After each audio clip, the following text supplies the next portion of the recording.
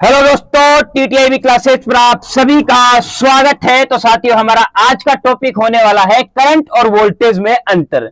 तो सर्वप्रथम तो मैं आप सभी को बता दूं साथियों, अगर आपको इलेक्ट्रीशियन थ्योरी के नोट्स चाहिए, फ्री कोर्स चाहिए, फ्री क्लासेस चाहिए और इलेक्ट्रीशियन थ्योरी से कोई भी रिलेटेड ऐसी समस्या जो आपसे सोल्व नहीं हो रही है, तो आप संपर्क कीजिए मेरे से। संपर्क के लिए नीचे जाइए, डिस्क्रिप्शन में मेरे व्हाट्सएप नंबर दिए गए, वहां पर आप मेरे को मैसेज कर सकते हैं कि सर हमें नोट्स चाहिए, हमें ये प्रॉब्लम है, प्लीज सोल्व आउट कीजिए। आपकी हर प्रॉब्लम का यहां पर निवारण किया जाएगा।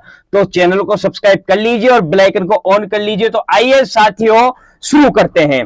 साथियों, हमारा आज का टॉपिक है साथियों करंट और वोल्टेज में अंतर। सर्वप्रथम हम करंट को समझेंगे साथियों, जो कि बहुत ही इंपॉर्टेंट है। साथियों, करंट को समझने से पहले, ठीक है, करंट, साथियों करंट होती क्या है वैसे?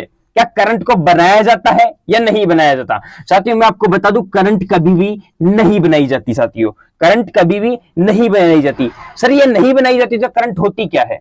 सर करंट अगर नहीं बनाई जाती तो ये होती क्या है? तो साथियों उसके लिए आपको कुछ समझना होगा। ये साथियों ये क्या होता है? कंडक्टर होता है। सभी को पता होगा कंडक्टर है। अब कंडक्टर यानी क्या होता है भाई? तार होता है। अब इस तार के अंदर साथियों आप सभी ने देखा होगा, कई बार आपने देखा होगा, इस तार के अंदर आपको एक चीज देखने को मिलती है। क्या देखने को मिलती है साथियों? क्या इसमें इसे पदार्थ कह सकता हूं? क्या कह सकता हूं? पदार्थ कह सकता हूं। तो आप कहोगे कि सर बिल्कुल आप इसे पदार्थ नहीं पदार्थ कह सकते। तो इस पा को हटा देना भाई, लगा लेना, ठीक है। तो हम इसे पदार्थ कह सकते हैं साहब। पदार्थ अगर हम इसे कह सकते हैं तो साथियों पदार्थ किससे मिलकर के बना होता है? किससे मिलकर बना होता है? अणुओं से मिलकर बना होता है। किससे? अणुओं से मिलकर बना होता है। अब साथियों मैं पूछूं अणु किससे मिलकर बने हुए होते हैं? तो आप कहोगे कि सर परमाणु से मिलकर बने होते हैं। किससे मिलकर बने होते हैं भाई? परमाणु से मिलकर, ठीक है, परमाणु से मिलकर बने होते हैं। अब आपसे मैं पूछूं कि परमाणु क्या होता है, आपसे मैं पूछूं कि परमाणु क्या होता है, तो आपके पास सीधा सा सिंपल सा जवाब है कि सर आपने बताया था कि नाभिक में न्यूट्रॉन और प्रोटॉन वास करते हैं और उसके चारों ओर इलेक्ट्रॉन चक्कर लगाते हैं। तो बिल्कुल साहब यही बात है। तो इसकी संरचना में बना देता हूं। यहां पर तो ये तो हो गया प्रोटॉन, ये हो गया न्यूट्रॉन और इसके चारों ओर कक्षाओं में चक्कर लगाने वाले कौन है भाई? इलेक्ट्रॉन है। कौन है? इलेक्ट्रॉन है। तो साथियों ये तो आपको पता चल गया, जो इलेक्ट्रॉन है ना बहुत छोटा है। इलेक्ट्रॉन बहुत छोटा है, क्योंकि परमाणु भी एक जो मिट्टी का कण होता है ना, परमाणु उसी के भांति एक छोटा सा कण होता है, ठीक है। और साथियों इलेक्ट्रॉन तो फिर तो हमें दिखाई भी नहीं देना चाहिए।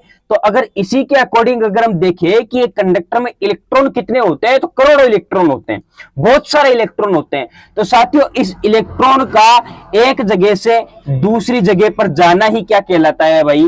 विद्युत कहलाती है, करंट कहलाता है। क्या कहलाता है भाई? करंट कहलाता है। इतनी बात आप सभी को समझ में आ गई होगी कि करंट क्या होता है भाई? करंट यही होता है, एक इलेक्ट्रॉन का एक जगह से दूसरी जगह पर जाना ही करंट कहलाता है। इसकी डेफिनेशन भी आप सभी ने देखी होगी साथियों।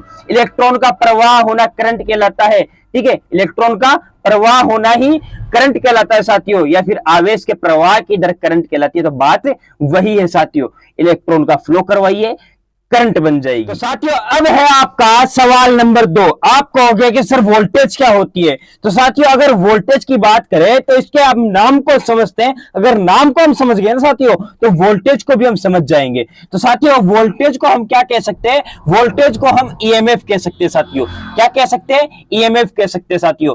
ईएमएफ की फुल फॉर्म क्या होती है साथियों? Electromotive force. क्या होती है भाई? Electromotive force. क्या होती है? Electromotive force. अब साथियों अगर हम इसका हिंदी में नाम और जान लेना तो वोल्टेज क्लियर है कि वोल्टेज होती क्या है। साथियों इसका हिंदी में नाम होता है विद्युत वाहक बल। विद्युत वाहक बल। अब साथियों वाहक का मतलब समझिए। साथियों वाहक का मतलब है सारथी। सारथी। अब साथियों सारथी आपने देखा होगा अर्जुन को श्री कृष्ण कैसे अपने रथ पर ले जा रहे थे। तो जो श्री कृष्ण बने थे, जो महाभारत हुई थी, महाभारत में श्री कृष्ण क्या बने थे? अर्जुन के सारथी बने थे। साथियों सारथी का मतलब है लेके जाने वाला। क्या होता है भाई? लेके जाने वाला। अब साथियों इस पूरे सेंटेंस को देखिए, विद्युत को लेकर जाने वाला बल या फिर फोर्स।